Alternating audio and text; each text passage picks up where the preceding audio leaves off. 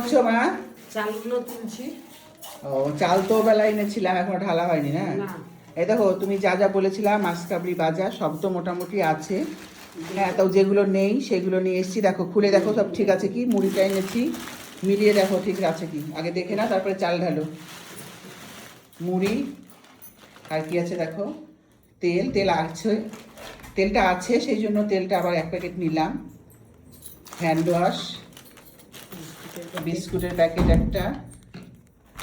আর এটা কি? এটা ঠিক আছে তো? তেল, নারকেল তেল একটা, আমুল দুধের প্যাকেট, বিস্কুটের প্যাকেট দুটো নিয়েছি, ঠিক আছে।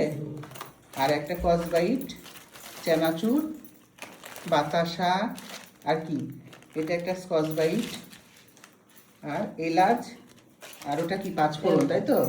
আর এলাচ 2 প্যাকেট, আর একটা দারচিনির প্যাকেট, ব্যাস।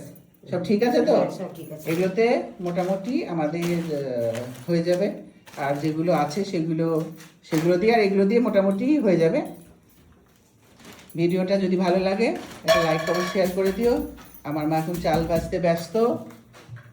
সবাই ভালো থেকো, সুস্থ থেকো, টাটা। আমাদের এই মুদিখানার বাজার আবার নিয়ে এসেছি। প্রায় আমাদের সপ্তাহে সপ্তাহে লাগে কিছু না কিছু, মাস যায় না, বা সেরকমভাবে আমাদের মাস কাবারি করাও হয় না।